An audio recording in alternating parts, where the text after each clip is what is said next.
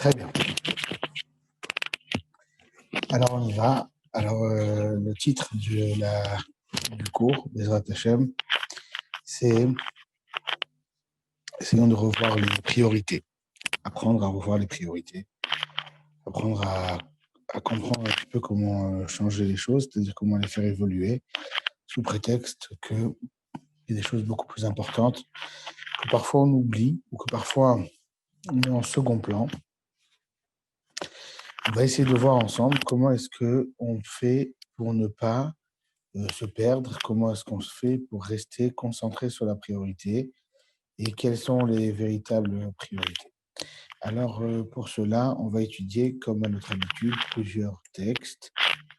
On va commencer par un texte de la Gemara. Voilà. Voilà. Hop. Apprendre à revoir les priorités. Alors, tout d'abord, il y a une habitude qui est de croire que, selon la religion juive, eh ben, la famille, elle passe au second plan. Ce qui passe en premier plan, d'abord et avant tout, à Kadosh Baruch. On va avoir une Gemara qui a l'air de contredire cela, et ça va mettre une nouvelle perspective un petit peu à l'importance de donner des priorités aux choses, de comprendre les priorités, de comprendre l'importance des choses et l'importance de bien comprendre les priorités. Alors, on a un couple un peu bizarre que la Gemara nous raconte. Le couple de Rabbi Rechoumi. Rav Rechoumi, il avait donc un grand amour de la Torah. Dans sa volonté d'étudier la Torah avec beaucoup de force, beaucoup d'entrain, et l'incapacité de déménager ou de trouver un endroit de Torah un peu plus proche de la maison. Alors, il faisait un très long voyage pour pouvoir étudier la Torah chez un Rav très important. La Gemara nous raconte, donc je vais lire le texte, Rav Rechoumi avait donc l'habitude de venir devant Rava à Mechoza pour étudier la Torah. Ava Ragil de'ave atelebete kol ma'ale yoma de Kippouré. Il rentrait à la maison pour voir sa famille tous les ans, une fois par an seulement, la veille de Yom Kippour. Donc la veille de Yom Kippour, il rentrait, il passait une nuit, une journée avec sa femme, peut-être un peu plus, et après, il rentrait, peut-être qu'il restait un petit peu pour le fête, c'est pas précisé, mais... Et après, il retournait étudier. Yom Achad, un jour. Meshach teshma'ata, ava mesach yodevetu. Un jour, une fois, il était tellement occupé à étudier la Torah qu'il en a oublié son étude, l'a accaparé tellement qu'il en a oublié de rentrer à temps. Alors, il a dû rester dans l'étude, il a dû rester à Mechoza avec Rava pour étudier la Torah. Ava mesach yodevetu. Et sa femme, sachant que son mari était censé rentrer, elle venait à la fenêtre, et à chaque fois qu'elle voyait quelqu'un s'approcher, elle disait « Ashtaate, le voilà, il arrive. Le voilà, il arrive. Loata. » Et malheureusement, il n'est pas arrivé. Khalash da'ata. La pauvre femme, vous imaginez, ça fait quelques mois qu'elle attend que son mari rentre. Son mari ne rentre pas. Khalash da'ata. Son esprit a été touché, son esprit, elle a eu beaucoup de peine. Ahit dim'ata me'ene. À tel point qu'une larme lui a coulé. Avayetev bi'igra. Rabbi Rechoumi. Il était assis dans le Beth Midrash, dans un étage supérieur du Beth Midrash. Ifrit igra mitute. Le sol s'est ouvert sous ses pieds. Venach nafshe. Et il est mort. Alors, comment on a expliqué? On a expliqué parfois, on a l'impression que le judaïsme, la vie juive, elle passe avant toute chose.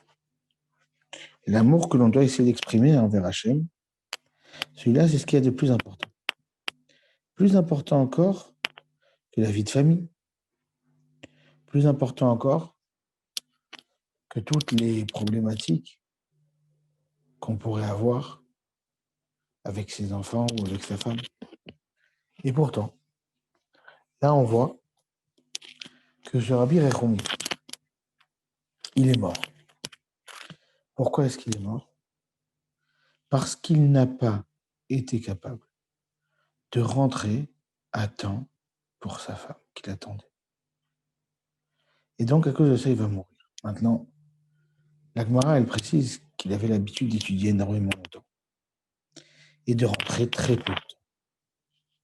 Donc ici, on voit que cet homme est mort parce qu'en fin de compte, même si sur une année, il ne rentrait que quelques jours, et que là, en l'occurrence, étant donné qu'il ne s'en était pas rendu compte, il allait avoir quelques jours de retard, on suppose que cet homme allait sûrement compenser son retard en restant quelques jours de plus.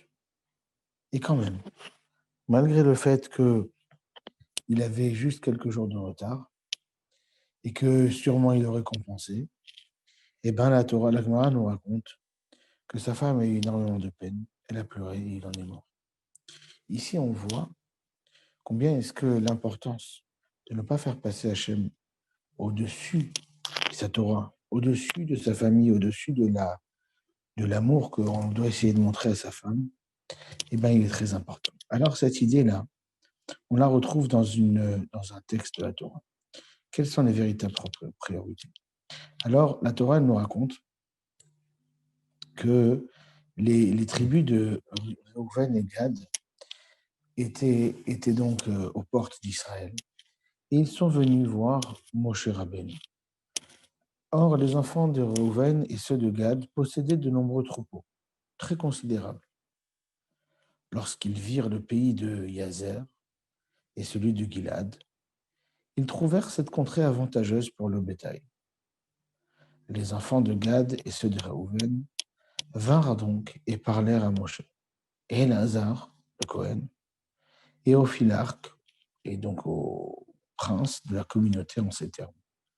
Atarot, Dibon, Yazer, Nimra, Cheshbon, Elalé, Seban, Nebo et Béon, ce pays que l'Éternel a fait succomber devant les enfants d'Israël est un pays propice au bétail.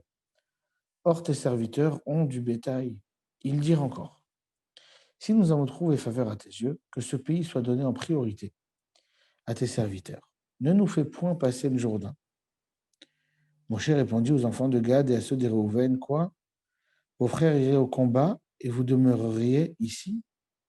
Pourquoi voulez-vous décourager les enfants d'Israël de marcher vers le pays que leur a donné l'Éternel? Alors, ils s'approchèrent de Moshe et dirent, nous voulons construire ici des parcs à brebis pour notre bétail et des villes pour nos familles.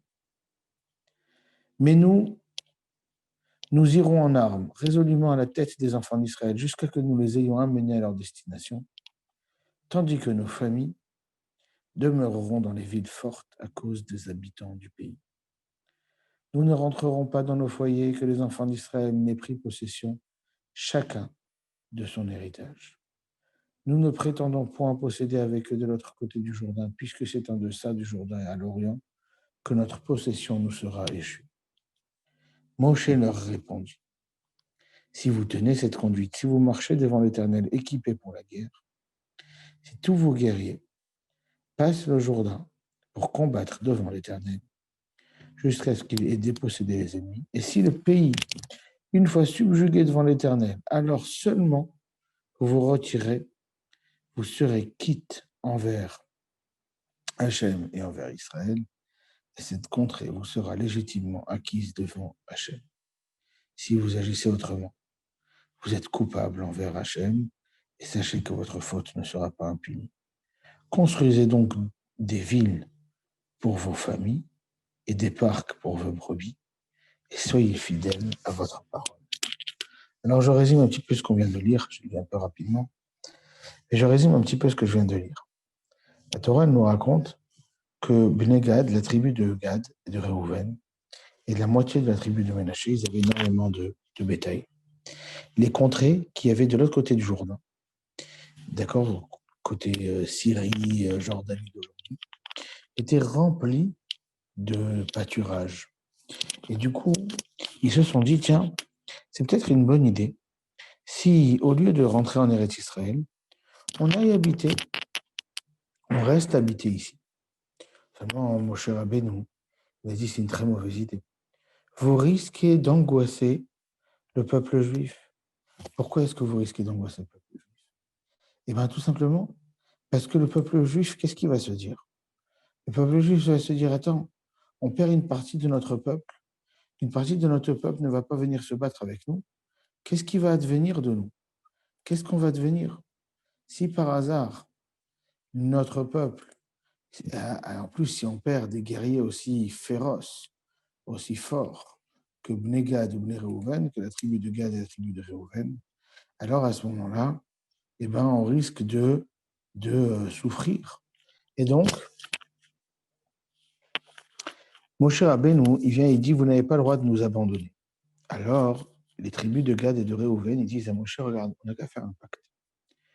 On va mettre des enclos pour que notre bétail ne s'enfuit pas. On va construire des villes rapides pour que nos femmes et nos enfants s'installent. Ensuite, on va aller en première ligne avec nos frères, on va se battre, on va conquérir Israël, on va attendre que tout le monde s'installe, et seulement après ça, c'est-à-dire, en fin de compte, ça va durer 7 ans, seulement après ça, on reviendra et on se réinstallera avec nos femmes et nos enfants, notre bétail. Et on ne touchera pas à une seule terre d'Eretz Israël. Et on reviendra, et comme ça, au moins, on a tout gagné. On a une super terre remplie de pâturage. On a aidé nos frères pour ne pas qu'ils dépriment en venant se battre tout seul. Et on a promis à Hachem qu'en fin de compte, on n'est pas en train de vouloir s'échapper de notre terre, mais on a envie d'autre chose. Moshe Rabbeinu, il dit d'accord. Mais lorsqu'il va leur dire d'accord, il va leur dire quelque chose qui diffère de leur phrase à eux. Qu'est-ce qu'il va leur dire? Et c'est Rashi qui nous fait remarquer cela. Rashi nous dit la chose suivante. Bene et mikne nous po. Rashi nous dit,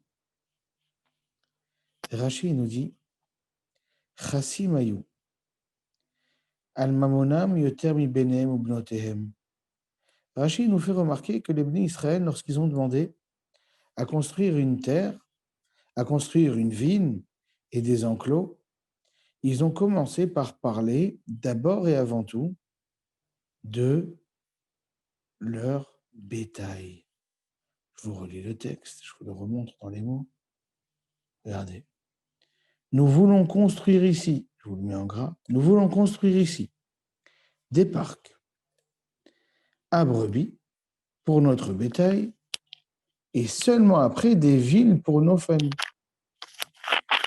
Alors, Rashi nous dit, Chassim ayu al mamonam yoter bibenehem ou bnotehem. Ils avaient plus d'égard pour leur argent que pour leur progéniture.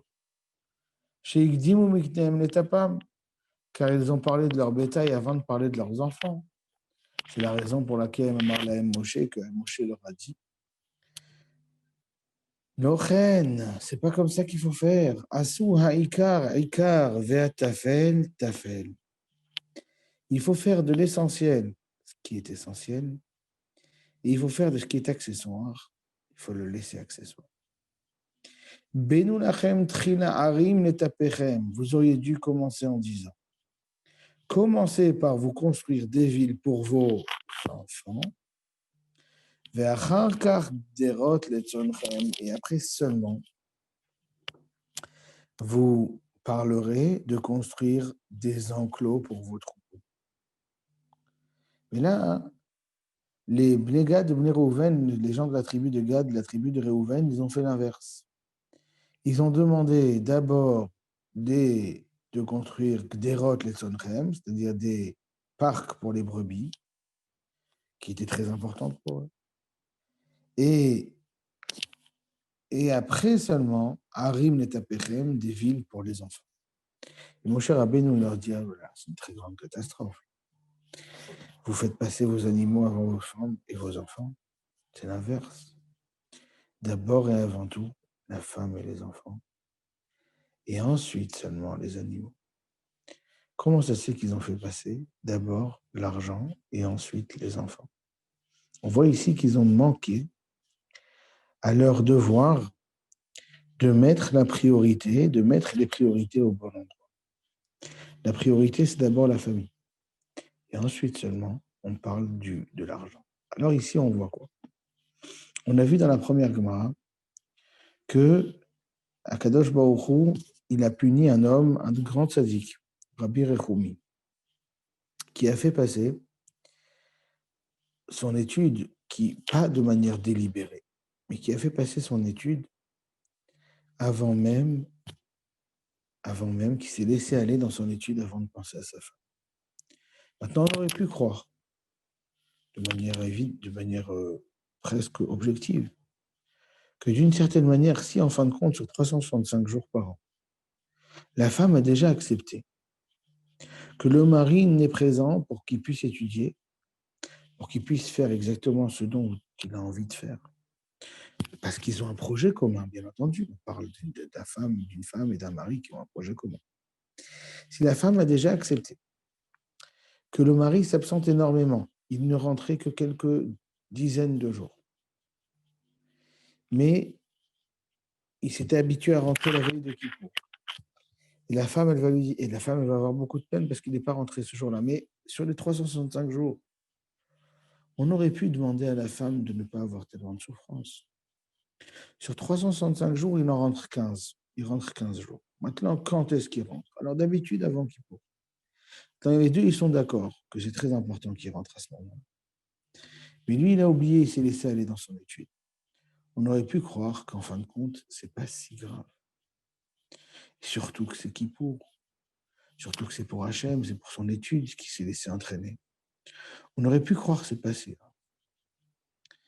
Eh bien, la Gemara nous dit que sous prétexte que cette femme, eh ben, elle a pleuré à cause de ça.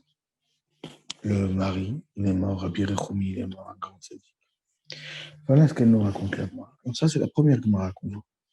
C'est qu'en fin de compte, les priorités, elles sont importantes. Et Hachem, même s'il passe au-dessus de tout, il ne passe pas au-dessus de la famille parfaite. Deuxième chose qu'on voit. On a vu que Bémet, les enfants d'Israël, ils ont fait cette erreur. Gad et Réhouven, ils ont fait cette erreur. Ils ont voulu faire passer leur brebis avant leur personne, avant leurs enfants. Et là, Moshe Rabbeinu, il leur reproche. Il leur dit, vous auriez dû penser d'abord et avant tout à vous. Alors, il y avait un Rav, le Rav Israël Salanter. Un jour, il est arrivé dans une auberge. Alors, il n'était pas encore très connu. Il avait un air, il avait l'air d'une personne religieuse. Il arrive dans cette auberge et le patron de l'auberge, c'était un juif. Il lui dit, ah, bah, tu tombes bien, toi. Il dit, ah oui, pourquoi ça? Il dit, bah, j'ai des poulets. Et le shochet, ouais, celui qui est censé abattre ses poulets, il n'est pas venu, je ne sais pas pourquoi. Et du coup, je ne comprends pas, étant donné qu'il n'est pas venu, eh ben, j'aimerais bien, je cherche un shochet. Est-ce que tu sais faire la shrita? Alors le Rav Israël Salanter lui dit, bien sûr, je sais faire la shrita, avec plaisir. Et il dit, très bien, alors tu me fais la shrita, vas-y, c'est derrière, t'as un couteau, t'as tout ce qu'il faut. Très bien, débrouille-toi, tu me dis quand c'est fini, moi je viens t'aider pour les déplumer. Le Rav Salomter, il lui dit d'accord, très bien. Mais dis-moi, au fait, t'as l'air sympathique. T'aurais alors l'équivalent de 10 000 € à me prêter, là tout de suite? Alors l'aubergiste lui dit attends, je comprends pas, on se connaît pas, tu me demandes de te prêter 10 000 € et c'est beaucoup. Je prête 10 000 € à quelqu'un que je connais. Je prête pas 10 000 € à quelqu'un que je connais pas. Il dit ah ouais, pourquoi? Et il dit parce que c'est trop important. Il dit intéressant. Il lui dit lorsqu'il s'agit de manger cachère, tu vois un religieux rentrer, tu ne te poses pas de questions. Tu te dis immédiatement, tu fermes les yeux et tu dis c'est cachère, ce qu'il va me faire, c'est cachère. Sait-il réellement bien faire la shrita? Sait-il réellement bien cachériser tout ce qu'il faut, enlever tout ce qu'il faut? Quelle certitude tu as? Tu n'as aucune certitude, tu ne connais ni d'Adam ni d'Ève. Tu viens de le voir, tu as vu juste qu'il avait une barbe et un chapeau. Et du coup, ça y est, ça devient la personne qui est censée être un exemple pour tous, etc. C'est pas comme ça que ça marche. A priori, il faut attendre, il faut s'assurer que la personne qui est en face de toi est une personne de confiance et que ce qu'il va faire pour toi, il va bien le faire. Par contre, pour ton argent, ça devient important. Pourquoi l'argent serait plus important que manger? Alors il lui dit, c'est une grande erreur que tu fais. De croire que tu peux me demander de faire la shrita de ton animal, mais ne pas vouloir me prêter de l'argent, c'est l'inverse qui devrait se passer. Et là, ici, on voit combien est-ce que, malheureusement, on perd nos priorités. Et on se laisse aller, parfois, à une vision de nos priorités qui est complètement faussée. Et du coup, on est enfermé dans cette visibilité très, très enfermée. Et on a du mal à prendre du recul. On a du mal à avoir une vision globale, à essayer de faire évoluer les choses. Et on reste bloqué dans notre volonté primaire, un peu bestiale même, j'ai envie de dire, en oubliant nos priorités. Alors, par exemple, on voit que Avram Avinu, il avait un serviteur qu'il affectionnait tout particulièrement, qui s'appelait Eliezer. Lorsque Eliezer, maintenant, il s'occupait de toute la maison de Avram, de tous ses biens. Et on sait que Avram Avinu, il était immensément riche. Et on voit que Eliezer, il était tellement proche d'Avram qu'Avram l'a nommé responsable de trouver une femme pour son fils, Yitzhak. Lorsqu'il envoie Eliezer, il dit, viens ici, jure-moi, jure-moi que tu vas chercher une bonne fille pour moi, une bonne femme pour moi, mon fils Yitzhak. Et là, tout le monde demande, je ne comprends pas, est-ce que tu l'as fait jurer pour qu'il gère bien tes affaires? Est-ce que tu l'as fait jurer pour pour que tout se passe bien chez toi à la maison, qu'il ne fasse pas des histoires avec des personnes, etc., etc. Tu ne l'as pas fait jurer. Ou pour ton fils, là, d'un coup, il faut le faire jurer. Comment ça se fait? Et là, les commentateurs, ils nous disent, exactement.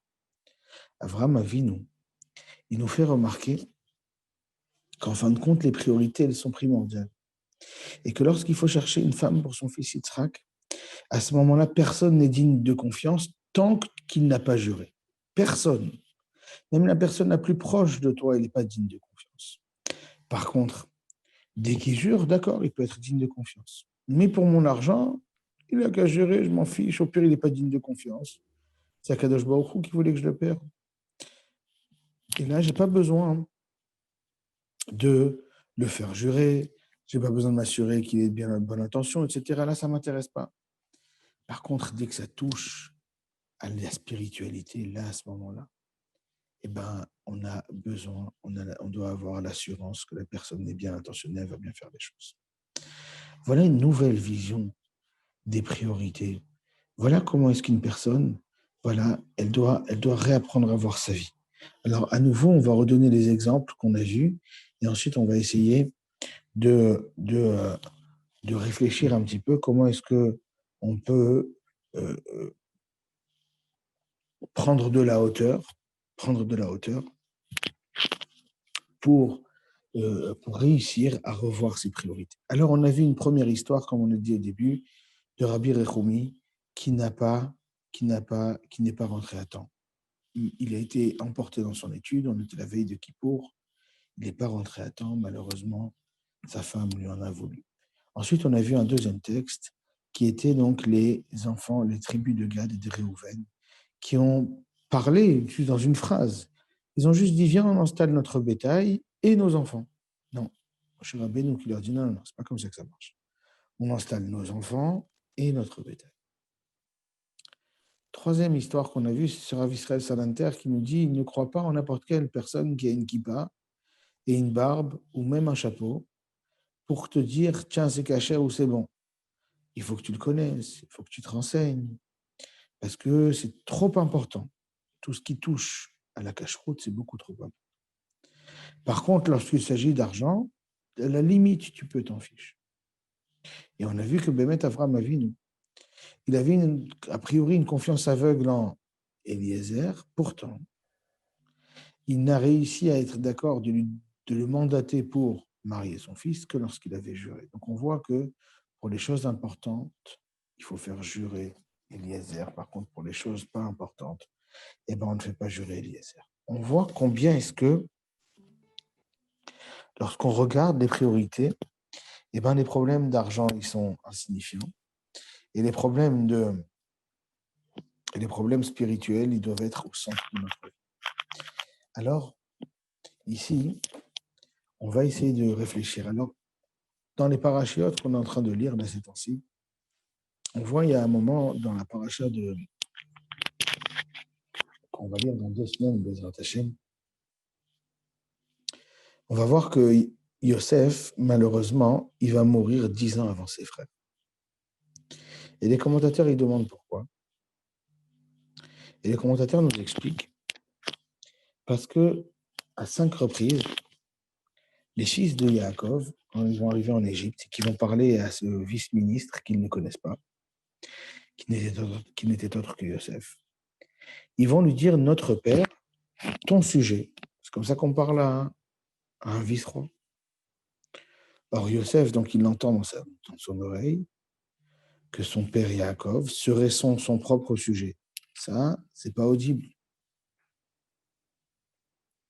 Il l'a entendu à 5 reprises. Et étant donné que Yosef, il avait toujours un traducteur avec lui, donc il a entendu ça à 5 reprises de la bouche des frères et à 5 reprises de la bouche du traducteur. Nous dit le Torah Tmima, c'est la raison pour laquelle Yosef a perdu 10 ans de sa vie par rapport à ses frères. Parce qu'il a entendu à 10 reprises le mot Avadecha Avinu, notre Père, ton sujet. On avait parlé, il me semble, il y a quelques semaines, mais je répète rapidement, on avait vu aussi que Yaakov avait été hypocrite avec Esav, et ça lui avait valu aussi une punition. Il lui avait dit, je suis ton sujet, alors que non, Yaakov n'est jamais le sujet d'Esav. Et pour reprendre l'histoire de Yosef, a priori, Yosef, son objectif, c'était quoi? Son objectif, comme tout le monde le soulève, c'était de mettre les frères dans la même situation que celle qu'ils étaient préalablement pour voir s'ils avaient fait tchouva, s'ils s'étaient repentis. Et donc, il voulait absolument Yaakov, Yosef, il avait comme volonté de les mettre à nouveau devant cette épreuve. Nous sommes face à Binyamin, qui va être emprisonné. Qu'allons-nous faire? Est-ce qu'on va faire comme avec Yosef, on ferme les yeux et on s'en fiche? Ou est-ce que cette fois-ci, on a compris notre erreur et on va le sauver?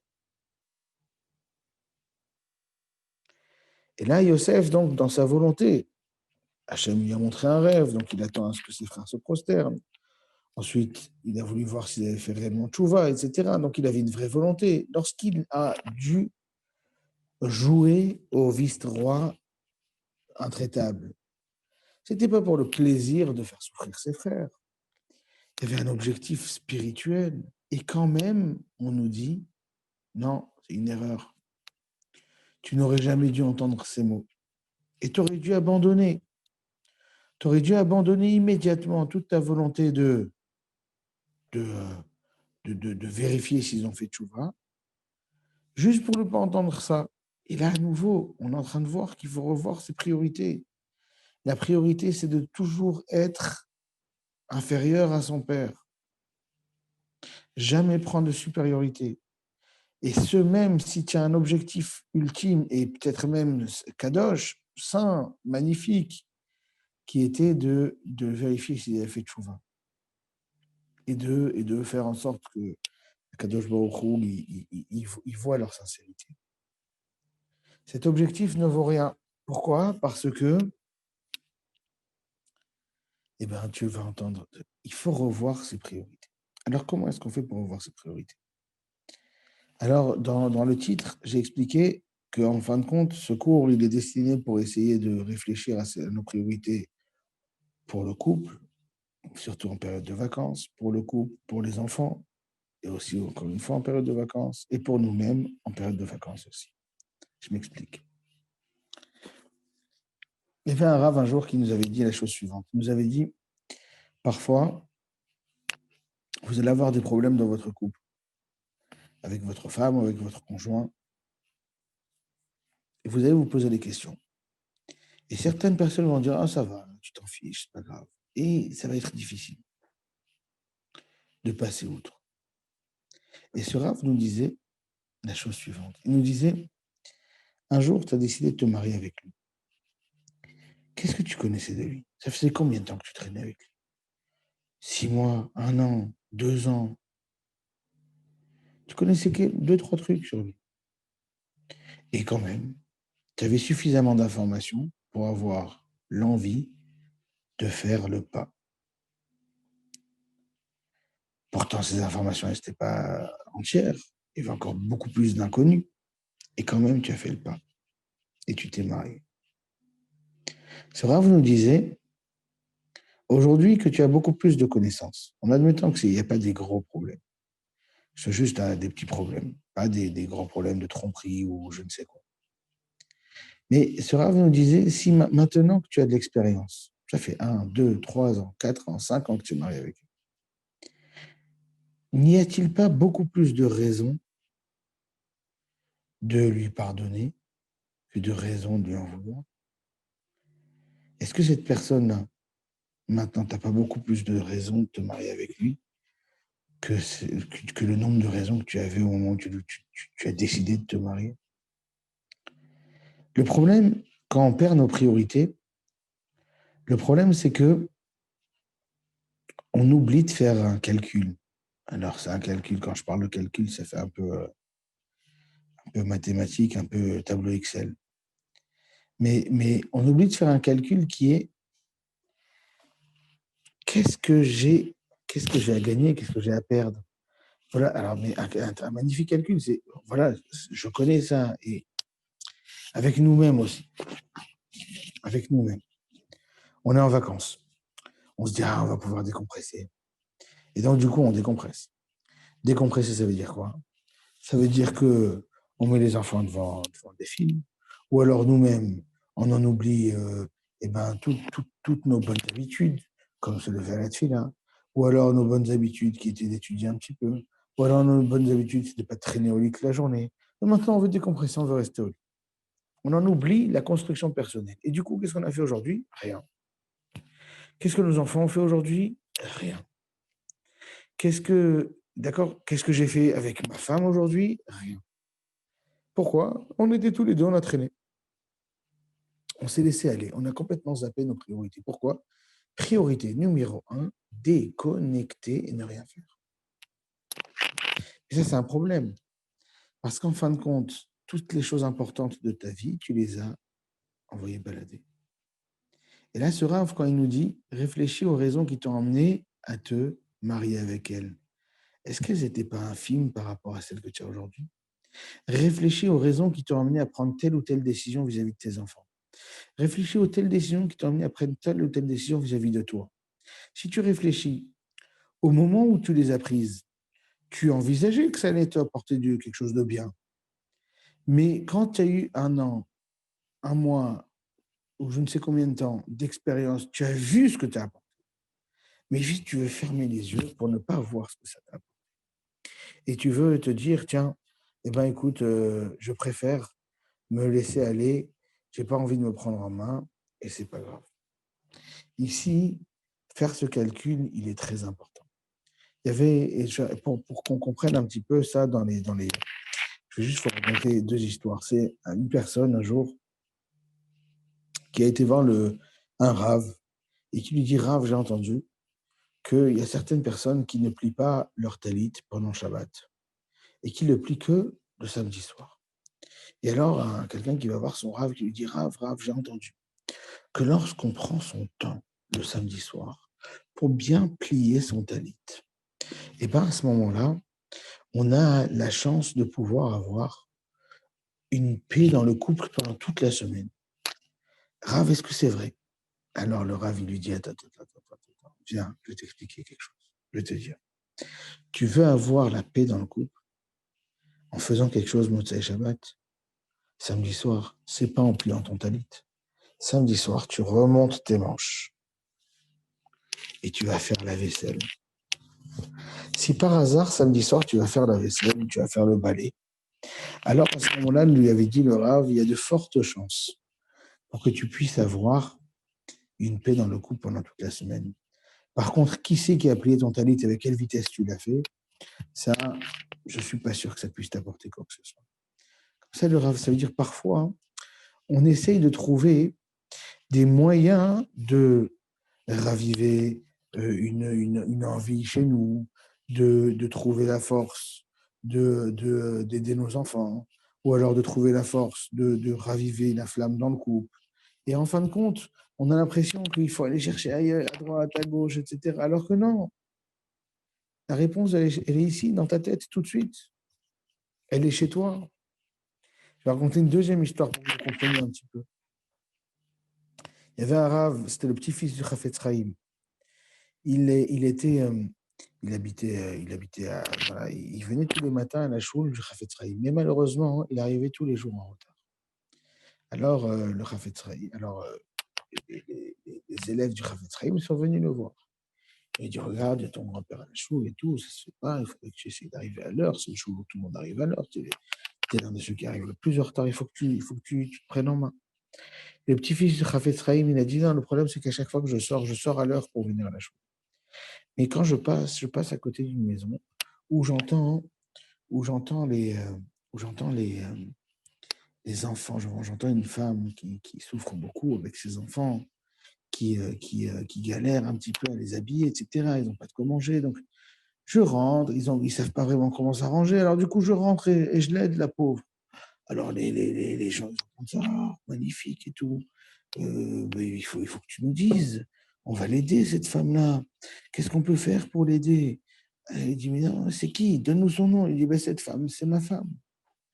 Et là, ils ont été surpris, ils ont compris, enfin, que très souvent, on a envie de faire du chesed, on a envie d'aider les personnes.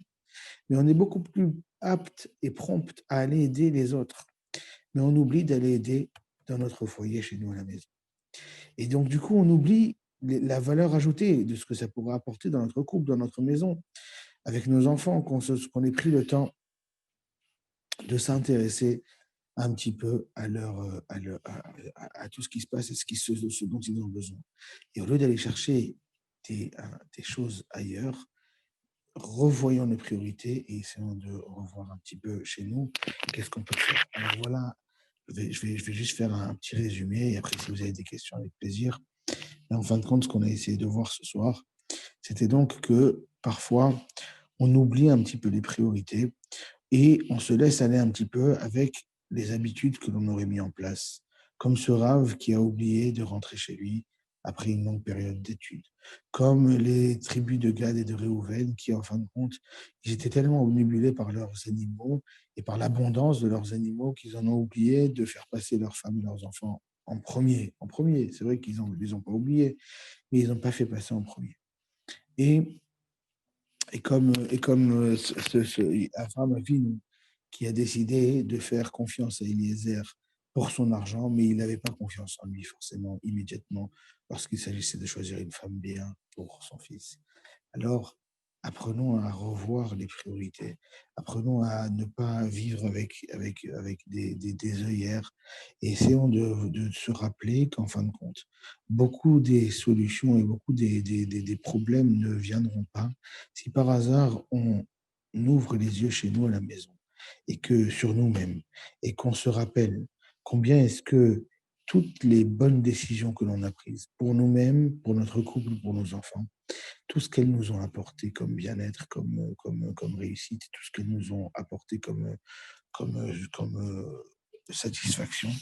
Et si on y réfléchit, alors à ce moment-là, on n'arrivera pas à passer outre toutes ces choses-là. Aucune flemme ne pourra avoir raison de ces résolutions.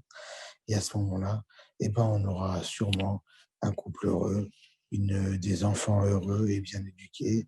Et nous-mêmes, on arrivera à se fixer des objectifs personnels qu'on arrivera à mener à bien et à faire et à réussir Bezrat Hashem. Si vous avez des questions, je vous invite à les poser.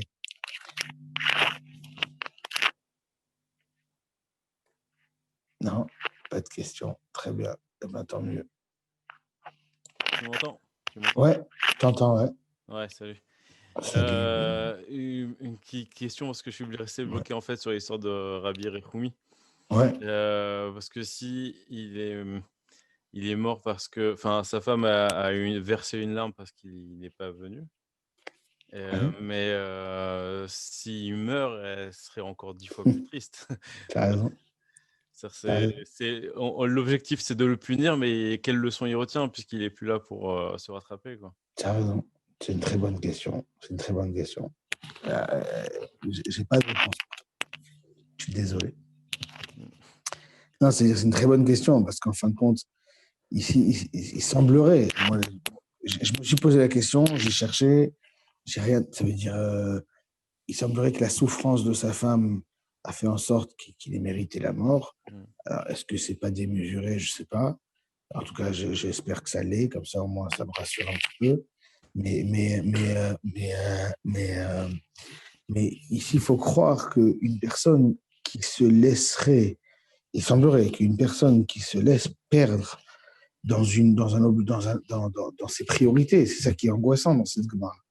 Quelqu'un qui oublierait complètement, qui se perdrait complètement dans la priorité des choses, etc., ben, il y a peut-être pas de récupération, il n'y a peut-être pas de réparation à cette chose-là.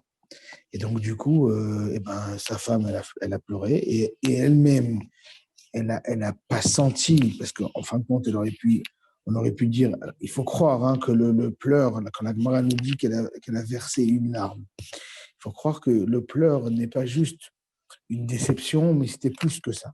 Il y avait une véritable souffrance. Si c'était juste une déception, je suppose qu'en fin de compte, ça aurait été réparable. Mais là, il y avait une véritable souffrance. Et en fin de compte, qui a montré que les priorités, c'est-à-dire elle a perçu exactement ce que la Gemara cherche à nous faire passer, c'est qu'il a perdu ses priorités. C'est Et ça, que en fait, même son limoud du reste de l'année qu'il exactement, pouvait faire, c'était juste parce qu'il lui avait permis. Donc exactement, en ne rentrant pas, même, ça, c'était plus une priorité, au exactement, contraire, c'est quoi. exactement. Le fait de rentrer en retard, c'était en fin de compte dire qu'il était en fin de compte en solo et qu'il Mmh. n'était pas accompagné par sa femme 24 heures sur 24, 365 jours par an, et que c'était justement grâce au fait qu'elle l'accompagnait qu'il pouvait avoir cette étude, le fait qu'il l'ait oublié. Et donc, en fin de compte, aucune étude, c'est comme s'il n'étudiait jamais, quoi, en fin de compte. Ouais. Exactement, ce que tu dis est très juste. Donc, en fin de compte, c'est un homme qui a juste abandonné sa femme pour quelque chose qui l'intéresse, quelque chose d'intellectuel qui l'intéresserait, et il ne considère pas qu'ils sont associés. Ici, c'est exactement, c'est ça qui a suscité un petit peu ce qu'on a dit en conclusion, c'est que très souvent, on oublie la satisfaction et on oublie le bonheur que l'on a pu ressentir en ayant fait tel ou tel choix vis-à-vis de nous, vis-à-vis de notre femme, vis-à-vis de nos enfants. Et donc, du coup, après, on se perd dans les mauvais choix parce qu'on a oublié. Enfin, on se dit, oh, mais ça me saoule, c'est pas grave. On a oublié le kiff que c'est de donner un cadeau à ses enfants plutôt que de leur ouvrir un ordinateur ou de passer 10 minutes à jouer avec eux à un jeu. On a oublié le plaisir que ça représente. On se dit que c'est beaucoup plus lourd, beaucoup plus saoulant, et donc du coup, on ne le fait pas. Nous-mêmes, on a oublié le plaisir que l'on a eu à faire telle ou telle bonne action, et donc du coup, quand il faut la refaire, étant donné qu'on a oublié, donc du coup, on n'a pas envie de le refaire, on se dit que c'est moins important, c'est pas si important, on a oublié la priorité. Très souvent, l'oubli de la priorité, c'est ça là-bas qu'on voit. Il a oublié que sans elle, il ne pourrait pas étudier tout le reste du temps. Mmh. Ah, Exactement. ça me rappelle un cours du rabbin Citruc qui disait, il avait dit, «Toi, tu comptes sur Hachem, mais il y a des gens qui comptent sur toi. Donc tu peux Exact. pas, comment dire? Demander des choses en comptant sur Hachem, alors que les gens qui comptent sur toi, tu les négliges un petit peu. Exactement. Razak, magnifique. Comporter comme on veut qu'on se comporte avec nous, quoi». Magnifique. Magnifique. Magnifique. Comme d'habitude, Béni, c'est toujours toi le plus beau mot de la conclusion. Ouais, c'est juste un mot, Heureusement, toi, tu dit tout le heureusement que reste. tu. Heureusement. Voilà. Razak, merci beaucoup. Très bien.